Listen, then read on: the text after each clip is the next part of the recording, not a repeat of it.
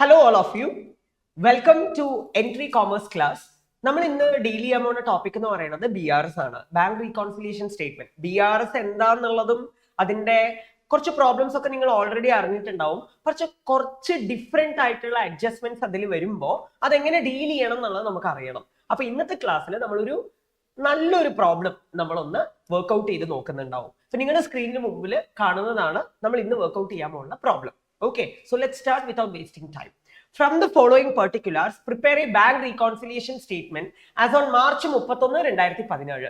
നമ്മളോട് bank റീകോൺസിലിയേഷൻ statement ഉണ്ടാക്കാനാണ് പറയുന്നത് കേട്ടോ. അതിൽ ആദ്യം നമുക്ക് എന്താ തന്നിരിക്കുന്നത്? Debit balance as per cash book ഉണ്ടോ? ക്യാഷ് ബുക്ക് പ്രകാരം നമുക്ക് ഡെബിറ്റ് ബാലൻസ് 10,000 ഉണ്ട്. ക്യാഷ് ബുക്ക് പ്രകാരം ഡെബിറ്റ് ബാലൻസ് പറഞ്ഞാൽ എന്താണ്? നല്ല ബാലൻസ് എന്നാണ് അർത്ഥം. എന്ന് വെച്ചാൽ പോസിറ്റീവ് കേട്ടോ. ചില ആൾക്കാർ വിചാരിക്കും ക്യാഷ് ബുക്ക് ആണെങ്കിൽ പ്ലസിൽ ഇട്ട് തുടങ്ങണം, പാസ്ബുക്ക് ആണെങ്കിൽ മൈനസിൽ ഇട്ട് തുടങ്ങണം, ഇങ്ങനെയൊക്കെയാ വിചാരിച്ചിരിക്കണേ. അങ്ങനെ ഒരു വിചാരവും വേണ്ട, അതൊക്കെ തെറ്റന്നെയാണ്. ക്യാഷ് ബുക്ക് ആയാലും പാസ്ബുക്ക് ആയാലും പ്ലസിൽ ഇട്ട് തുടങ്ങിയാൽ മതി നല്ല ബാലൻസ് ആണെങ്കിൽ. അൺഫേവറബിൾ ആണെങ്കിൽ മാത്രം എന്ത് ചെയ്താൽ മതി? മൈനസിൽ ഇട്ട് തുടങ്ങിയാൽ മതി. ഇനി അൺഫേവറബിൾ ആണെങ്കിൽ പോലും നമുക്ക് എന്ത് ചെയ്യാം? പ്ലസിൽ ഇട്ട് തുടങ്ങാം. പക്ഷെ എല്ലാം ഓപ്പോസിറ്റ് ചെയ്യേണ്ടി വരും. അത് ഭയങ്കര കൺഫ്യൂസിംഗ് ആണ്. അപ്പൊ അത് ചെയ്യേണ്ട. പകരം എന്ത് ചെയ്താൽ മതി എന്നറിയോ? Debit balance as per cash book നല്ല ബാലൻസ് അല്ലേ, ഫേവറബിൾ അല്ലേ, അപ്പൊ പ്ലസിൽ ഇട്ട് തുടങ്ങാം. വേഗം ദാ ബാങ്ക് റീകോൺസിലിയേഷൻ സ്റ്റേറ്റ്മെന്റ് എന്ന് പറഞ്ഞിട്ട് ഞാൻ എന്ത് ചെയ്യുന്നു? ഹെഡിങ് കൊടുക്കുന്നു. എന്നിട്ട് പെർട്ടിക്കുലാർസ്, ഓക്കെ, ആൻഡ് പ്ലസ് മൈനസ് ഇങ്ങനെ ചെയ്താൽ മതി നമുക്ക് കേട്ടോ. പ്ലസ് മൈനസ് ഈ പ്ലസ് വണ്ണിലൊക്കെ പഠിക്കുന്ന സമയത്ത് റുപ്പീസ് എന്നൊക്കെ ഇത് ഇന്നർ കോളം ഔട്ടർ കോളം പിന്നെ ആഡ് ലെസ്, ആഡ് ലെസ് തന്നെയല്ലേ പ്ലസ് മൈനസ്. അങ്ങനെ ചെയ്യുന്നേക്കാളും പ്ലസിനൊരു കോളം മൈനസിനൊരു കോളം അങ്ങനെ കൊടുക്കുന്നു, അത്രയേ ഉള്ളൂ. എന്നിട്ട് ആദ്യം എഴുതുന്നു ഡെബിറ്റ് ബാലൻസ് ആസ് പെർ എന്ത് book? Cash book. Debit balance as per cash book നമ്മൾ എന്താണ്? 10,000. അപ്പൊ നമ്മൾ ക്യാഷ് ബുക്ക് എന്നാ തുടങ്ങണേ. ക്യാഷ് ബുക്ക് എന്ന് തുടങ്ങിയാൽ നമ്മൾ അവസാനിപ്പിക്കേണ്ടത് ഏതിലാണ്? പാസ്ബുക്കിൽ അവസാനിപ്പിക്കണം അല്ലേ? അപ്പൊ അതാ നോയിക്കോളൂ. ഇനി a cheque for ₹1000 deposited but not recorded in the cash book. ഞാനൊരു 1000 രൂപയുടെ ചെക്ക് ബാങ്കിലെടുത്ത് ഡെപ്പോസിറ്റ് ചെയ്തു. അപ്പൊ ഒന്ന് ആലോചിച്ച് നോക്കൂ, ഞാനൊരു സ്ഥാപനത്തിലത്തെ അക്കൗണ്ടന്റ് ആണ്. ഞാനൊരു 1000 രൂപയുടെ ചെക്ക് എടുത്ത് ബാങ്കിൽ ഡെപ്പോസിറ്റ് ചെയ്താൽ ഞാൻ എന്റെ ക്യാഷ് ബുക്കിൽ ഏത് സൈഡ് എഴുതി കാണിക്കും? ഡെബിറ്റ് സൈഡ് എഴുതി കാണിക്കും. ബാങ്കിൽ വരുമല്ലോ പറഞ്ഞിട്ട് പൊതുവെ അങ്ങനെയാ ചെയ്യാറ്. പക്ഷെ ഇവിടെ എന്താ പറയണത്? A cheque for ₹1000 deposited but not recorded in the cash book. ഞാനൊരു 1000 രൂപയുടെ ചെക്ക് എടുത്ത് ബാങ്കിൽ ഡെപ്പോസിറ്റ് ചെയ്തു, ബാങ്കിൽ വന്നിട്ടുണ്ട്, പക്ഷെ ക്യാഷ് ബുക്കിൽ ഞാൻ എഴുതാൻ വിട്ടുപോയി എന്നാണ് ഇവിടെ പറയണത്. അപ്പൊ ക്യാഷ് ബുക്ക് കുറഞ്ഞു നിൽക്കണു, പാസ്ബുക്ക് കൂടി നിൽക്കണു. ഞാൻ തുടങ്ങണത് ഏത് ബുക്ക് എന്നാ? ക്യാഷ് ബുക്ക് എന്ന് തുടങ്ങണു. അപ്പൊ ഈ ക്യാഷ് ബുക്കിൽ നിന്ന് ഈ പാസ്ബുക്കിലോട്ടാക്കാൻ ഞാൻ എന്ത് ചെയ്യണം? കൂട്ടിക്കാണിക്കണം. വളരെ സിമ്പിൾ അല്ലേ? അപ്പൊ നമുക്ക് എന്ത് ചെയ്യാം? ആ 1000 രൂപേനെ നമുക്ക് എന്ത് ചെയ്യാം? ആഡ് ചെയ്ത് കാണിക്കാം, പ്ലസ്. എന്നിട്ട് നിങ്ങൾ ആ ചോദ്യം തന്നെ കോപ്പി ചെയ്ത് വെച്ചാലും മതി. ഞാൻ എല്ലാം ഒന്നും എഴുതില്ല കേട്ടോ, പറഞ്ഞു തരാം നിങ്ങൾക്ക്. Okay, cheque deposit but not recorded. Simple, വാരി വലിച്ച് എഴുതാനൊന്നും നിൽക്കണ്ട. ബട്ട് നോട്ട് റെക്കോർഡഡ്, കാര്യം കഴിഞ്ഞു, എളുപ്പം, ഈസി, ഡൺ. ഇനി അടുത്ത എന്താ? നെക്സ്റ്റ്. അപ്പൊ ബി കഴിഞ്ഞു നമ്മുടെ. ഇനി സി നോക്കാം. A cash deposit of ₹200 was recorded in the cash book as if there is no bank column therein. ഇതില് ഈ ഡി എന്നുള്ളത് വേണ്ട കേട്ടോ. ഇവിടെ ഈ ബാങ്ക് കോളം therein എന്നുള്ളത് ഇതിന്റെ കൂടെ വരുന്നതാണ്. ബാങ്ക് കോളം therein എന്നുള്ളത് ഒറ്റ സെന്റൻസ് ആണ് കേട്ടോ. ഓക്കെ, അപ്പോ ഞാൻ എന്ത് ചെയ്തു? ഒരു ക്യാഷ് എടുത്ത് 200 രൂപയുടെ ക്യാഷ് എടുത്ത് ബാങ്കിൽ ഡെപ്പോസിറ്റ് ചെയ്തു. 200 രൂപയുടെ ക്യാഷ് എടുത്ത് ബാങ്കിൽ ഡെപ്പോസിറ്റ് ചെയ്താൽ ബാങ്കിൽ വന്നിട്ടുണ്ടാവുമല്ലോ, ഓബ്വിയസ്ലി വന്നിട്ടുണ്ടാവും. നീ ചെക്ക് അല്ലല്ലോ ഡെപ്പോസിറ്റ് ചെയ്യണത്, ക്യാഷ് അല്ലേ ഡെപ്പോസിറ്റ് ചെയ്യണത്. അപ്പൊ 200 രൂപയുടെ ക്യാഷ് എടുത്ത് ബാങ്കിൽ ഡെപ്പോസിറ്റ് ചെയ്യുമ്പോൾ ബാങ്കിൽ കൂടി വന്നിട്ടുണ്ട്, ബാങ്കിൽ കൂടി നിൽക്കണം. പക്ഷെ ഞാനിത് ക്യാഷ് ബുക്കിൽ എഴുതിയിട്ടുണ്ട്. പക്ഷെ എങ്ങനെ എഴുതി എന്നാ പറയണത്? As if there is no bank column therein. Bank കോളമേ ഇല്ലാത്ത പോലെ എഴുതി വെച്ചു. അതെന്താ അങ്ങനെ? നമ്മുടെ മൈൻഡില് BRS പഠിക്കുമ്പോൾ നമുക്ക് എപ്പോഴും മൈൻഡിൽ വരേണ്ട ഒരു ബുക്ക് ഏതാണെന്നറിയോ? ഡബിൾ കോളം ക്യാഷ് ബുക്ക് അല്ലെങ്കിൽ ട്രിപ്പിൾ കോളം ക്യാഷ് ബുക്ക്. പോട്ടെ, ട്രിപ്പിൾ കോളം ക്യാഷ് ബുക്ക് തന്നെ വരുത്തിക്കാം നമുക്ക്. ട്രിപ്പിൾ കോളം ക്യാഷ് ബുക്കിന്റെ ഫോർമാറ്റ് എന്താ? ഡെബിറ്റ് സൈഡ് ക്യാഷ് വരും, ബാങ്ക് വരും, ഡിസ്കൗണ്ട് അലൗഡ് വരും. ക്രെഡിറ്റ് സൈഡ് ക്യാഷ് വരും, ബാങ്ക് വരും, ഡിസ്കൗണ്ട് റിസീവ്ഡ് കോളം വരും. നമ്മൾ പഠിക്കുന്ന ചാപ്റ്റർ ഏതാണ്? Bank റീകോൺസിലിയേഷൻ statement. BRS ആണ് നമ്മൾ പഠിക്കുന്നത്. നമ്മൾ ഫോക്കസ് ചെയ്യേണ്ട കോളം ഏതാണ്? ബാങ്ക് കോളം ആണ് ഫോക്കസ് ചെയ്യേണ്ടത്. ബാങ്ക് അല്ലാതെ വേറെ കോളം നമ്മൾ ഫോക്കസേ ചെയ്യാൻ പാടില്ല. പറഞ്ഞ മനസ്സിലുണ്ടോ? ഇപ്പോ ഇനി നേരെ ഈ ചോദ്യത്തിലോട്ട് വരാം. ഞാൻ എന്താ പറഞ്ഞത്? ഞാൻ ഒരു 200 രൂപയുടെ ക്യാഷ് എടുത്ത് ബാങ്കിൽ ഡെപ്പോസിറ്റ് ചെയ്തു. 200 രൂപയുടെ ക്യാഷ് എടുത്ത് ബാങ്കിൽ ഡെപ്പോസിറ്റ് ചെയ്താൽ ബാങ്കിൽ വന്നിട്ടുണ്ട്, പാസ്ബുക്കിൽ വന്നിട്ടുണ്ട്, ഞാൻ ക്യാഷ് ബുക്കിലും വരുത്തിച്ചിട്ടുണ്ട്, ക്യാഷ് ബുക്കിലും വന്നിട്ടുണ്ട്. പക്ഷെ ക്യാഷ് ബുക്കിൽ എവിടെ വന്ന പോലെയാ കാണിച്ചിരിക്കുന്നത്? As if there is no bank column therein. Bank കോളമേ ഇല്ലാത്ത പോലെ കാണിച്ചു എന്നാ പറയണത്. ബാങ്ക് കോളമേ ഇല്ലാത്ത പോലെ കാണിച്ചു എന്ന് പറഞ്ഞു കഴിഞ്ഞാൽ ബാങ്ക് കോളത്തിൽ എഴുതിയില്ല, പകരം അതിന്റെ തൊട്ടടുത്തുള്ള ക്യാഷ് കോളത്തിൽ എഴുതിയിട്ടുണ്ടാവും, അല്ലെങ്കിൽ ഡിസ്കൗണ്ട് കോളത്തിൽ എഴുതിയിട്ടുണ്ടാവും. നമ്മൾ പഠിക്കുന്നത് BRS ആണ്, നമ്മൾ ബാങ്ക് കോളമാ നോക്കേണ്ടത്. അപ്പൊ ബാങ്ക് കോളത്തിൽ വന്നിട്ടേ ഇല്ല എന്നർത്ഥം അല്ലേ? ബാങ്ക് കോളത്തിൽ തീരെ വന്നിട്ടില്ല എന്നർത്ഥം. നമ്മൾ ഫോക്കസ് ചെയ്യേണ്ടത് ഏത് കോളത്തിലാണ്? ബാങ്ക് കോളത്തിൽ. നീ തന്നെ ഒന്ന് ആലോചിച്ച് നോക്ക്, പുറമേന്ന് ഒരാൾ വന്ന് നോക്കുമ്പോ ആ മറ്റേ ക്യാഷ് ബുക്ക് നോക്കുമ്പോ ഇപ്പൊ ബാങ്കിലെ എമൗണ്ട് വന്നിട്ടില്ല, ക്യാഷിലാ വന്നിരിക്കണേ. ഞാൻ ഇവിടെ നിന്ന് ക്യാഷ് എടുത്ത് 200 രൂപ ബാങ്കിൽ ഇടുമ്പോ ക്യാഷ് ആണോ കൂടുക? ബാങ്കിലല്ലേ കൂടുക. പക്ഷെ ഞാൻ ബാങ്ക് കോളത്തിൽ എഴുതിയിട്ടില്ല, അപ്പൊ ക്യാഷ് ബുക്ക് കുറഞ്ഞു നിൽക്കണു. ക്യാഷ് ബുക്കിന്റെ ബാങ്ക് കോളം കുറഞ്ഞു നിൽക്കണു. നമ്മൾ ബാങ്ക് കോളമാണ് നോക്കേണ്ടത്. ബാങ്ക് കോളം കുറഞ്ഞു നിൽക്കണു, പാസ്ബുക്ക് ആണെങ്കിൽ കൂടി നിൽക്കണു. അപ്പൊ ക്യാഷ് ബുക്കിൽ നിന്ന് പാസ്ബുക്കിലോട്ടാക്കാൻ കൂട്ടിക്കാണിക്കണം. എളുപ്പം. എത്ര രൂപ കൂട്ടിക്കാണിക്കും? 200 രൂപ കൂട്ടിക്കാണിക്കും. പറഞ്ഞതിന്റെ അർത്ഥം മനസ്സിലാവുണ്ടോ? ഇപ്പൊ ഞാൻ ഇങ്ങനെ പറയുമ്പോൾ ചില കുട്ടികൾക്ക് ഡൗട്ട് വരും, ശരി സർ, പക്ഷെ നമ്മൾ അറിയാതെ ക്യാഷ് കോളത്തിൽ എഴുതിയില്ലേ, അപ്പൊ അത് തെറ്റല്ലേ, അപ്പൊ അത് തിരുത്തണ്ടേ, അത് വെട്ടണ്ടേ? അതെ, തെറ്റന്നെയാണ്. നീ പഠിക്കുന്നത് റെക്ടിഫിക്കേഷൻ ഓഫ് എറേഴ്സ് അല്ലല്ലോ, നീ പഠിക്കുന്നത് ബാങ്ക് റീകോൺസിലിയേഷൻ സ്റ്റേറ്റ്മെന്റ് അല്ലേ. ബാങ്കിൽ എന്തെങ്കിലും തെറ്റ് വന്നാൽ അപ്പൊ തന്നെ തിരുത്തു, റെക്ടിഫിക്കേഷൻ പിന്നെ ചെയ്യാം നമുക്ക്. ഇപ്പൊ നമ്മളുടെ ഫുൾ ഫോക്കസ് ബാങ്ക് കോളത്തിലാവണം. പറഞ്ഞ മനസ്സിലാവണം. അപ്പൊ 200 രൂപ നമ്മൾ എന്ത് ചെയ്യണം? കൂട്ടിക്കാണിക്കണം. അപ്പോ നേരെ 200 റുപ്പി ഞാൻ കൂട്ടിക്കാണിക്കും. പിന്നെ ആ ചോദ്യം അങ്ങനെ എഴുതി വെച്ചാൽ മതി, cash deposit not recorded in cash book. കാര്യം കഴിഞ്ഞു, എളുപ്പം. ഇനി അടുത്തത് നെക്സ്റ്റ്, അടുത്ത എന്താണ്? ഈ അല്ല, ശരിക്കും അത് ഡി ആണ്. ഇനി a check issued for ₹250 was recorded as ₹205 in the cash column. ആദ്യം ചോദ്യത്തിന്റെ അർത്ഥം മനസ്സിലാക്കാം. ഞാനൊരു 250 രൂപയുടെ ചെക്ക് എടുത്തിട്ട് എന്ത് ചെയ്തു? ഒരാൾക്ക് കൊടുത്തു. ഒരാൾക്ക് കൊടുത്ത ഉടനെ പൊതുവെ ഞാൻ എന്താ ചെയ്യുക? ഇതാണ് ക്യാഷ് ബുക്ക്, ഇതാണ് cash book. Okay, debit credit. ക്യാഷിന് ഒരു കോളം, ബാങ്കിന് ഡീറ്റെയിൽ ആയിട്ടൊന്നും ഞാൻ വരയ്ക്കണില്ല. ഡിസ്കൗണ്ട് അലൗഡിന് ഒരു കോളം, ക്യാഷിന് ഒരു കോളം, ബാങ്കിന് ഒരു കോളം, ഡിസ്കൗണ്ട് റിസീവ്ഡിന് ഒരു കോളം. പറഞ്ഞു മനസ്സിലായല്ലോ? അപ്പൊ ഓബ്വിയസ്ലി ഇവിടെ എന്താണ്, ലൈക്ക് ഞാനൊരു ചെക്ക് ഒരാൾക്ക് കൊടുത്തു. ഞാൻ ഒരാൾക്ക് ചെക്ക് കൊടുക്കണം. എന്തിനാ ഒരാൾക്ക് ചെക്ക് കൊടുക്കുന്നത്? ഞാൻ അയാൾക്ക് പേയ്മെന്റ് കൊടുക്കാനുണ്ടാവും. അപ്പൊ ഞാൻ ക്രെഡിറ്റ് സൈഡ് അല്ലേ കാണിക്കേണ്ടത്? അപ്പൊ ഞാൻ ഇവിടെ ബാങ്ക് കോളത്തിൽ 250 പറഞ്ഞ് എഴുതി വെക്കണമായിരുന്നു. പക്ഷെ ഞാൻ എന്ത് ചെയ്തു? എഴുതിയില്ല, ബാങ്ക് കോളത്തിൽ എഴുതിയില്ല. പകരം എന്ത് ചെയ്തു? നേരെ തൊട്ടടുത്തുള്ള ക്യാഷ് കോളത്തിൽ എഴുതി വെച്ചു. ശരി, ക്യാഷ് കോളത്തിൽ എഴുതണോ? എമൗണ്ട് എങ്കിലും കറക്റ്റ് ആയിട്ട് എഴുതി കൂടെ? എമൗണ്ട് തെറ്റിച്ചെഴുതി. എമൗണ്ട് എന്താ എഴുതിയത്? 205 എന്ന് എഴുതി വെച്ചു. ഇപ്പോ പുറമേന്ന് ഒരാൾ വന്നത് നോക്കുമ്പോ അയാൾ എന്താ വിചാരിക്കുക? ഓ, അപ്പോ എന്റെ ബാങ്കിൽ നിന്ന് കാശൊന്നും പോയിട്ടില്ല, എന്റെ കയ്യിൽ നിന്നാണ് ക്യാഷ് പോയിരിക്കണത് 205 രൂപ എന്ന് വിചാരിക്കും. കയ്യിൽ നിന്നാണോ 205 രൂപ പോയിരിക്കണത്? എവിടെ? ഒരിക്കലും അല്ല, ബാങ്കിൽ നിന്നാ പോയിരിക്കണത് അല്ലേ? അപ്പോ എന്റെ ക്യാഷ് ബുക്കിന്റെ ബാങ്ക് കോളം പ്രകാരം കൂടി നിൽക്കണു. ബാങ്കിന് എമൗണ്ട് ഒന്നും പോയിട്ടില്ല. പക്ഷേ ബാങ്കിന് യഥാർത്ഥത്തിൽ എമൗണ്ട് പോയിട്ടുണ്ട്. എത്ര എമൗണ്ട് പോയിരിക്കണേ?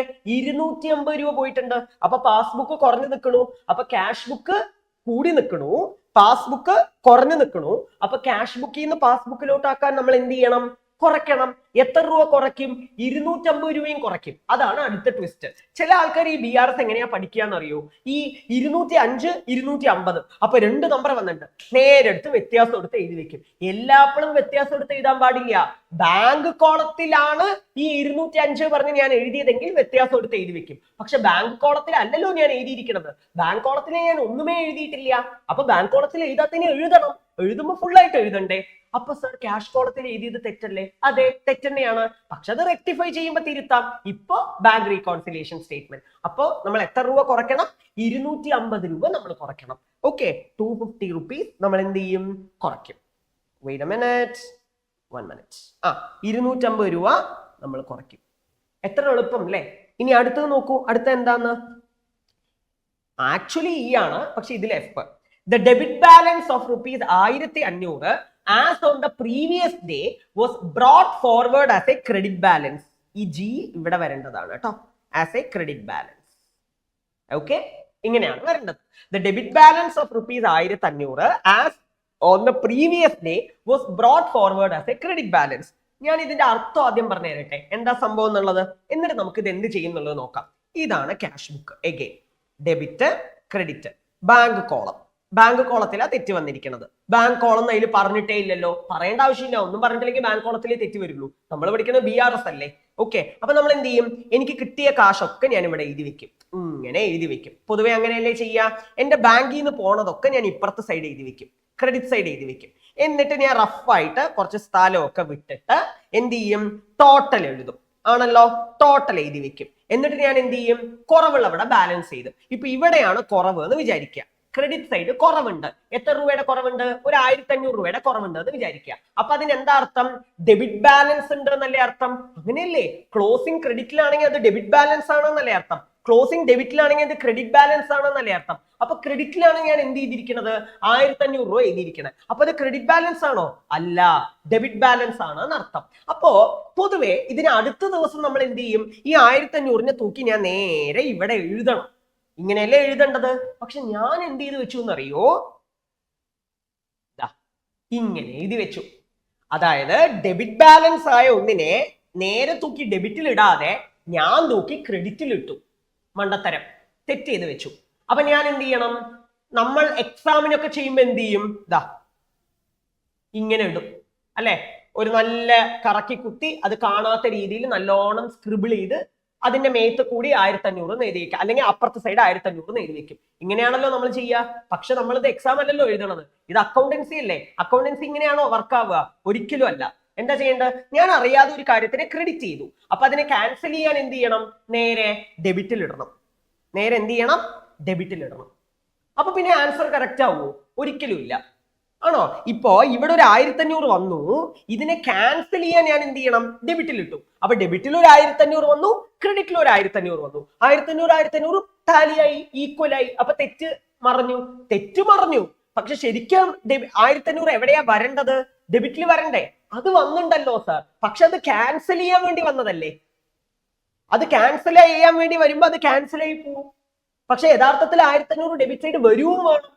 അപ്പൊ നമ്മൾ എന്ത് ചെയ്യണം, ഡെബിറ്റ് സൈഡ് ഒരിക്കൽ കൂടി എന്തിടണം, 1500 പറഞ്ഞിടണം. അപ്പൊ നമ്മൾ ഈ ഇമ്പോസിഷൻ എഴുതണ പോലെ ഡെബിറ്റ് സൈഡ് 1500 എന്ന് പറഞ്ഞ് എഴുതണോ, അതോ ഒറ്റടിക്ക് 3000 പറഞ്ഞ് എഴുതണോ? എക്സാക്ട്ലി, ഒറ്റടിക്ക് 3000 പറഞ്ഞ് എഴുതണം. എന്ന് വെച്ചാൽ നമ്മൾ അറിയാതെ ഒരു സംഭവത്തിനെ ക്രെഡിറ്റിനെ ഡെബിറ്റിലാക്കി എഴുതി, അല്ലെങ്കിൽ ഡെബിറ്റിനെ ക്രെഡിറ്റിലാക്കി എഴുതി, സൈഡ് മാറ്റി എഴുതിയാൽ നമ്മൾ എമൗണ്ടിനെ എന്ത് ചെയ്യണം, ഡബിൾ ചെയ്യണം. ഡബിൾ ചെയ്യണം. അപ്പൊ 1500 നമ്മൾ എന്താക്കി മാറ്റും, 3000 ആക്കി മാറ്റും. പറഞ്ഞത് മനസ്സിലായി എന്ന് വിചാരിക്കണം. ഓക്കെ, അപ്പോ ശരി സർ, 3000 ആക്കി മാറ്റി. ഇനി ആഡ് ചെയ്യണോ ലെസ് ചെയ്യണോ? Very good question. ഇവിടെ ഡെബിറ്റ് ബാലൻസിനെ നമ്മൾ എന്ത് ബാലൻസ് ആക്കി കാണിച്ചു, ക്രെഡിറ്റ് ബാലൻസ് ആക്കി കാണിച്ചു. അപ്പൊ നല്ല ബാലൻസിനെ നമ്മൾ എന്ത് ചെയ്തു, ചീത്ത ബാലൻസ് ആക്കി കാണിച്ചു അല്ലെ. അപ്പൊ നല്ലതായ ഒന്നിനെ ഞാൻ ആൾക്കാരുടെ മുമ്പിൽ ചീത്തയായി കാണിച്ചു. അപ്പോ എമൗണ്ടിനെ ഡബിൾ ആക്കിയിട്ട് മൊത്തത്തിൽ അങ്ങോട്ട് അതിനെ എന്ത് ചെയ്യുക, ആഡ് ചെയ്യുക. ഇനി അല്ല, ഞാൻ ചീത്തയായ ഒന്നിനെ ഞാൻ ആൾക്കാരുടെ മുമ്പിൽ നല്ലതാക്കി പ്രദർശിപ്പിച്ചു എന്ന് വിചാരിക്കൂ, എളുപ്പം. അപ്പോഴും എന്ത് ചെയ്യുക, എമൗണ്ടിനെ ഡബിൾ ചെയ്യുക. പക്ഷെ കൂട്ടുന്നതിന് പകരം എന്ത് ചെയ്താൽ മതി, കുറച്ചാൽ മതി. നമ്മളൊക്കെ പറയാറില്ലേ, കേൾക്കുമ്പോൾ ഭയങ്കര ക്രിഞ്ചായിരിക്കും, പക്ഷെ നമ്മൾ ഇങ്ങനെ പറയാറില്ലേ, അതായത് ഈ ആദ്യമൊക്കെ കുറച്ച് സ്ട്രഗിൾ അനുഭവിച്ചാലും പിന്നീട് കിട്ടുമ്പോൾ നമുക്ക് നല്ലോണം കിട്ടും. അതേപോലെ ആദ്യം ചീത്തയായിട്ട് പ്രദർശിപ്പിക്കപ്പെട്ടാലും പക്ഷെ അതിന് എന്ത് ചെയ്യണം, നമ്മള് നേരെ ഡബിൾ ചെയ്തിട്ട് മൊത്തത്തിൽ അതിനെ എന്ത് ചെയ്യണം, ആഡ് ചെയ്യണം. പക്ഷേ ഇനി അല്ല, ആൾക്കാരുടെ മുമ്പിൽ ചീത്തയായ ഒന്നിനെ നമ്മൾ നല്ലതാക്കി കാണിച്ചു വിചാരിക്കൂ, മൊത്തത്തിൽ ഡബിൾ ചെയ്തിട്ട് മൊത്തത്തിൽ അതിനെ എന്ത് ചെയ്യണം, താഴ്ത്തി വിടണം. ഓക്കെ, ഇവിടെ നല്ലതായ ഒന്നിനെ ഞാൻ ചീത്തയായി കാണിച്ചു, അപ്പൊ എമൗണ്ടിനെ ഡബിൾ ചെയ്തിട്ട് എന്ത് ചെയ്യണം, അതിനെ മൊത്തത്തിൽ ആഡ് ചെയ്യണം. അപ്പൊ നമ്മള് 3000 രൂപേനെ എന്ത് ചെയ്യും, നമ്മളിവിടെ ആഡ് ചെയ്ത് കാണിക്കും. 3000നെ ആഡ് ചെയ്ത് കാണിക്കും. എത്ര എളുപ്പം അല്ലെ. ഇനി കഴിയാറായിട്ടോ.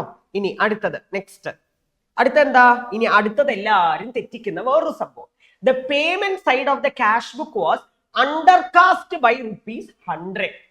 എന്താണ്, payment side of the cash book was undercast by ₹100. ഇപ്പൊ ഞാനിത് മലയാളത്തിൽ പറഞ്ഞാൽ ക്യാഷ് ബുക്കിന്റെ പേയ്മെന്റ് സൈഡ് പറഞ്ഞാൽ എന്താണ്, ക്രെഡിറ്റ് സൈഡ്. ക്യാഷ് ബുക്കിന്റെ പേയ്മെന്റ് സൈഡ്, ക്രെഡിറ്റ് സൈഡ് ഞാൻ കുറച്ച് കാണിച്ചു. അപ്പൊ പിന്നെ എളുപ്പമല്ലേ സാർ, കൂട്ടി കാണിച്ചാൽ പോരെ. ഇതാണ് ഭൂരിപക്ഷം കുട്ടികളും എന്നോട് ഇതുവരെ പറഞ്ഞിട്ടുള്ളത്. പറഞ്ഞു മനസ്സിലാവുണ്ടോ? ആണോ? Payment side of the cash book കുറഞ്ഞാൽ പിന്നെ നമ്മൾ കൂട്ടുകയാണോ വേണ്ടത്? നിങ്ങൾ ഒന്ന് ആലോചിച്ച് നോക്കിക്കേ. ഇതിനും ഉദാഹരണം പറഞ്ഞുതരാം. ഇതാ cash book, debit, credit. Payment side പറഞ്ഞാൽ ക്രെഡിറ്റ് സൈഡ് ആണല്ലോ. ശരി, ഇവിടെ പാസ്ബുക്ക് ഉണ്ട്, ഡെബിറ്റ്, ക്രെഡിറ്റ്. പാസ്ബുക്കിന്റെ പേയ്മെന്റ് സൈഡ് പറഞ്ഞാൽ ഡെബിറ്റ് സൈഡ്. യഥാർത്ഥത്തില് ബാങ്കിൽ നിന്ന് പോയത് ഒരു 10,000 രൂപയാണെന്ന് വിചാരിക്കുക. യഥാർത്ഥത്തിൽ ബാങ്കിൽ നിന്ന് പോയത് എത്ര രൂപയാണ്? 10,000 രൂപയാണ്. സർ 10,000 ഒന്ന് ചോദ്യത്തിൽ തന്നിട്ടേ ഇല്ലല്ലോ. തന്നിട്ടില്ല. 100 രൂപ കുറച്ച് കാണിച്ചു എന്നല്ലേ പറഞ്ഞത്? എത്രയെന്ന് 100 രൂപ കുറച്ചു എന്ന് പറഞ്ഞിട്ടില്ലല്ലോ. പറഞ്ഞതിന്റെ അർത്ഥം മനസ്സിലാവുണ്ട്. അപ്പൊ പാസ്ബുക്ക് 10,000 രൂപ കുറഞ്ഞിട്ടുണ്ട്. എത്ര രൂപ കുറഞ്ഞിട്ടുണ്ട്? 10,000 രൂപ കുറഞ്ഞിട്ടുണ്ട്. പക്ഷേ ക്യാഷ് ബുക്കിൽ ഞാൻ എന്ത് ചെയ്തു എന്നറിയോ? ക്രെഡിറ്റ് സൈഡ് 9,900 രൂപയെ കാണിച്ചിട്ടുള്ളൂ. എന്ന് വെച്ചാൽ 9,900 രൂപ പോയ പോലെ കാണിച്ചിട്ടുള്ളൂ. അപ്പോ പാസ്ബുക്ക് 10,000 രൂപ കുറഞ്ഞിട്ടുണ്ട്, ക്യാഷ് ബുക്ക് 9,900 രൂപ കുറഞ്ഞിട്ടുള്ളൂ. ഇനി നിങ്ങൾ പറയൂ, ഈ ക്യാഷ് ബുക്കിൽ നിന്ന് ഈ പാസ്ബുക്കിലോട്ടാക്കാൻ നമ്മൾ എന്ത് ചെയ്യണം? കുറയ്ക്കണം. 100 രൂപ കുറയ്ക്കണം. പോട്ടെ, ഇനി വേറൊരു ഉദാഹരണം പറയാം.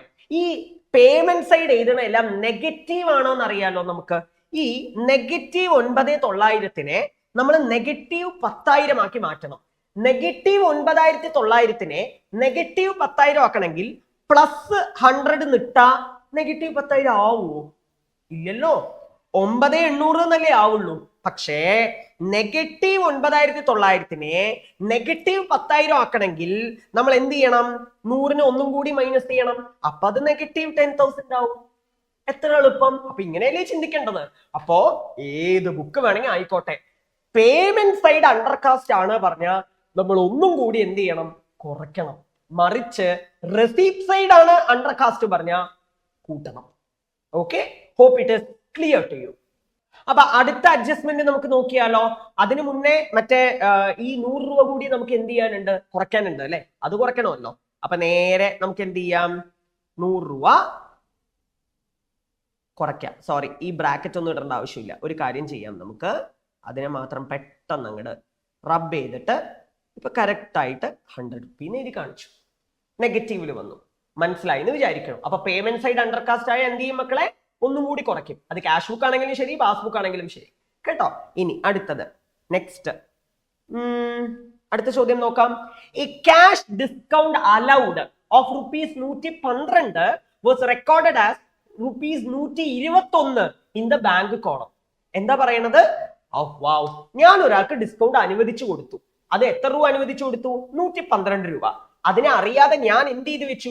121 പറഞ്ഞ് എഴുതി വെച്ചു. ശരി, എഴുതണതോ എഴുത്, അതിന് ഈ ഡിസ്കൗണ്ട് അലൗഡ് കോളത്തിൽ എഴുതിയ പോരെ. ഞാൻ എന്ത് ചെയ്ത് വെച്ചു? അതിനെ തൂക്കി നേരെ ബാങ്ക് കോളത്തിൽ എഴുതി വെച്ചു. ഇതെങ്ങനെയുണ്ടെന്ന് അറിയോ? അതായത് ബാങ്ക് കോളത്തിൽ എഴുതേണ്ടപ്പൊന്നും നമ്മൾ എഴുതിയില്ല, പക്ഷെ തീരെ എഴുതണ്ട ബാങ്ക് കോളത്തിൽ എന്ന് പറയുമ്പോൾ നമ്മൾ നേരെ ബാങ്ക് കോളത്തിൽ എഴുതി വെച്ചു. ആ തെറ്റാണ് ഇവിടെ വരുത്തിയിരിക്കുന്നത്. എന്ന് വെച്ചാൽ ഡിസ്കൗണ്ട് അലൗഡ് 112 നമ്മൾ ഡിസ്കൗണ്ട് അലൗഡ് കോളത്തിൽ വേണം എഴുതാൻ. പകരം ഞാൻ അതിന്റെ തൊട്ടടുത്തുള്ള ഏത് കോളത്തിൽ എഴുതി വെച്ചു? 121, അതും 121 പറഞ്ഞിട്ട് ബാങ്ക് കോളത്തിൽ എഴുതി വെച്ചു. അപ്പൊ ഒന്ന് നോക്കൂ, അതായത് ഇതാ ഇവിടെ ഫോർ എക്സാമ്പിൾ ഇവിടെയാണ് 112 എന്ന് എഴുതേണ്ടത്. പകരം ഞാൻ എന്ത് ചെയ്തു? അതിന്റെ തൊട്ടടുത്തുള്ള ബാങ്ക് കോളത്തിൽ 121 പറഞ്ഞ് എഴുതി. അപ്പൊ ഡിസ്കൗണ്ട് അലൗഡ് കോളത്തിൽ ഞാൻ ഒന്നും എഴുതിയിട്ടില്ല എന്നർത്ഥം. ഇപ്പൊ പുറമേന്ന് ഒരാൾ ഇത് നോക്കുമ്പോ അയാൾ എന്താ വിചാരിക്കുക? ഓ, അപ്പൊ ശ്രീകാന്തിന്റെ കമ്പനിക്ക് ബാങ്കില് 121 രൂപ വന്ന് കിടക്കുന്നുണ്ട് അത് വിചാരിക്കും. അയാൾ വിചാരിക്കും അപ്പൊ ക്യാഷ് ബുക്ക് പ്രകാരം 121 രൂപ കിടക്കുന്നുണ്ട് ഇവിടെ ബാങ്കില്. ക്യാഷ് ബുക്ക് പ്രകാരം 121 രൂപ കിടക്കുന്നുണ്ട്. പക്ഷെ യഥാർത്ഥത്തിൽ ബാങ്കില് 121 രൂപ വന്ന് കിടക്കുന്നുണ്ടോ? എവിടെ? അങ്ങനെ ഒരു എത്ര എമൗണ്ട് വന്ന് കിടക്കണമെന്ന് അറിയില്ല. എന്തായാലും 121 രൂപ ഇല്ല ബാങ്കില്. അപ്പൊ ദാ എമൗണ്ട് പാസ്ബുക്കില് കുറഞ്ഞു നിൽക്കണു. നമ്മൾ തുടങ്ങുന്നത് ക്യാഷ് ബുക്ക് എന്നാണ്. അപ്പൊ ക്യാഷ് ബുക്കിൽ നിന്ന് പാസ്ബുക്കിലോട്ടാക്കാൻ നമ്മൾ എന്ത് ചെയ്യണം? കുറയ്ക്കണം. ഈസി. അപ്പൊ നമ്മൾ എന്ത് ചെയ്യണം? നേരെ അതും 121 കുറയ്ക്കണം. നിങ്ങൾ ഇങ്ങനെ തെറ്റ് വിചാരിക്കണ്ട, 2 എമൗണ്ട് വന്നാൽ നമ്മൾ എടുത്ത് വ്യത്യാസം എടുത്ത് എഴുതി വെക്കും. നോ, ബാങ്കിൽ 121 എന്നുള്ള ഒരു എമൗണ്ട് ആവശ്യമേ ഇല്ല നമുക്ക്. അപ്പൊ മൊത്തത്തിൽ കാലിയാക്കതിനെ, മൊത്തത്തിൽ ഇങ്ങോട്ട് ക്യാൻസൽ ഔട്ട് ചെയ്ത് കളയും. പറഞ്ഞ മനസ്സിലുണ്ട്. അപ്പൊ 121 രൂപ നമ്മൾ എന്ത് ചെയ്യും? മൈനസ് ചെയ്യും. സിമ്പിൾ, എളുപ്പം. അടുത്തത് നെക്സ്റ്റ്, അടുത്ത ചോദ്യം എന്താ നമുക്ക് നോക്കാം. ഇനിയൊക്കെ എളുപ്പമാണ്. A check of ₹500 received from a debtor was recorded in the cash book but not deposited in the bank for collection. ഇക്കേ മാറ്റാം, ഇതിന്റെ continuation. A check of ₹500 received from a debtor was recorded in the cash book but not deposited in the bank for collection. എങ്ങനെയുണ്ട് നോക്കൂ. അതായത് ഒരാൾ എനിക്ക് കൊണ്ട് check തന്നു. എത്ര രൂപയുടെ ചെക്ക് തന്നു? 500 രൂപയുടെ ചെക്ക് തന്നു. ഞാൻ എന്ത് ചെയ്തു? ആ ചെക്കിനെ ബാങ്കിൽ കൊടുത്തിട്ടേ ഇല്ല. ചെക്കിനെ ബാങ്കിൽ ഡെപ്പോസിറ്റേ ചെയ്തിട്ടില്ല. പറഞ്ഞ മനസ്സിലാവുണ്ടോ? ആ ചെക്കിനെ ഞാൻ ബാങ്കിൽ ഡെപ്പോസിറ്റേ ചെയ്തിട്ടില്ല, പക്ഷെ ക്യാഷ് ബുക്കിൽ മാത്രം ബാങ്കിൽ എമൗണ്ട് വന്ന പോലെ എഴുതി വെച്ചിട്ടുണ്ട്. അപ്പൊ എത്രയുണ്ട് നോക്കൂ. അതായത് എന്റെ ക്യാഷ് ബുക്കിന്റെ ഡെബിറ്റ് സൈഡ് 500 രൂപ കൂടി നിൽക്കുന്നുണ്ട്, പക്ഷെ ആ ചെക്ക് എന്റെ കയ്യിലാണുള്ളത്. ചെക്ക് ഞാൻ ബാങ്കിൽ കൊടുത്തിട്ടേ ഇല്ല. അപ്പൊ ബാങ്കിൽ കൂടുവോ? എവിടെ? ബാങ്കിൽ കൂടാനൊന്നും പോണില്ല. അപ്പൊ പാസ്ബുക്ക് കുറഞ്ഞു നിൽക്കണു. അപ്പൊ ക്യാഷ് ബുക്ക് കൂടി നിൽക്കണു, പാസ്ബുക്ക് കുറഞ്ഞു നിൽക്കണു. അപ്പൊ ക്യാഷ് ബുക്കിൽ നിന്ന് പാസ്ബുക്കിലോട്ടാക്കാൻ കുറയ്ക്കുക, ഈസി. അപ്പൊ 500 രൂപ നമ്മൾ എന്ത് ചെയ്യും? കുറച്ച് കാണിക്കും.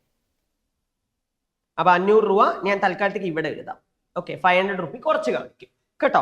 ഇനി അടുത്തത് നെക്സ്റ്റ്. ഞാൻ ആ സെന്റൻസ് ഒന്നും എഴുതുന്നില്ല കേട്ടോ. അത് നിങ്ങൾ അതുപോലെ തന്നെ ഇങ്ങനെ കോപ്പി ചെയ്ത് കുറച്ച് മീനിങ് ഫുൾ ആയിട്ട് എഴുതിയാൽ മതി, കാര്യമൊന്നുമില്ല കേട്ടോ. ഇനി അടുത്ത എന്താ? One out going check of ₹300 was recorded twice in the cash book എന്നാണ് പറയുന്നത്. അതായത് ഒരു ഔട്ട് ഗോയിങ് ചെക്ക്, 300 രൂപയുടെ ഔട്ട് ഗോയിങ് ചെക്ക്, ഞാൻ ഒരാൾക്ക് 300 രൂപയുടെ ചെക്ക് വേറൊരാൾക്ക് കൊടുത്തു. അപ്പൊ അത് പേയ്മെന്റ് ആണല്ലോ അല്ലെ.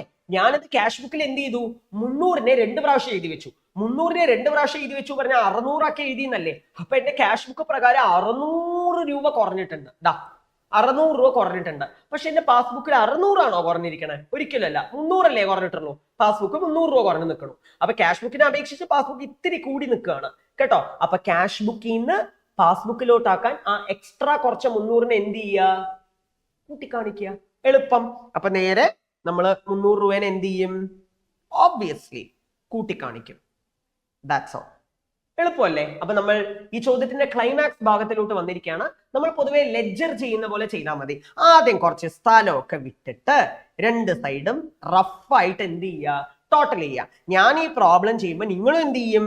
നിങ്ങളും കാൽക്കുലേറ്റർ എടുക്കും. കാൽക്കുലേറ്റർ എടുത്തിട്ട് എന്റെ കൂടെ തന്നെ നിങ്ങൾ എന്ത് ചെയ്യും?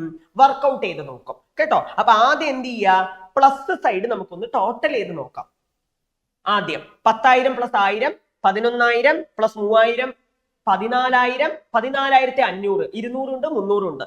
ഇതിന് കാൽക്കുലേറ്റർ ആവശ്യമില്ല. അപ്പൊ 14,500 ഇതാണ് നമുക്ക് പ്ലസ് സൈഡ് വരുന്നത്. അപ്പൊ എന്തായാലും ഇത് തന്നെയാണ് വലിയ എമൗണ്ട്. നമുക്കൊരു കാര്യം ചെയ്യാം, ഈ വലിയ എമൗണ്ടിനെ അപ്പുറത്തെ സൈഡ് വിടാം. പക്ഷെ യഥാർത്ഥത്തിൽ മൈനസ് സൈഡ് അതാണോ വരുന്നത്? ഒരിക്കലും അല്ല. മൈനസ് സൈഡ് എത്രയാ വരുന്നത്? 250, 500, 100, 121. ഇതെല്ലാം കൂടി ആഡ് ചെയ്താ ആദ്യം ആഡ് ചെയ്യും. മൈനസ് ആണ് ചെയ്യേണ്ടത്, പക്ഷെ ആദ്യം ഒന്ന് ആഡ് ചെയ്ത് നോക്കാം. ഇതെല്ലാം എത്രയാ വരുന്നത്? 700, 800, 900, 971, 971 വരും അല്ലെ. അപ്പോ നമുക്ക് 14,500 971 മൈനസ് ചെയ്താൽ നമുക്ക് കിട്ടുന്ന ആൻസർ എത്രയാ? 13,529. മൈനസ് സൈഡാണ് കുറവ്.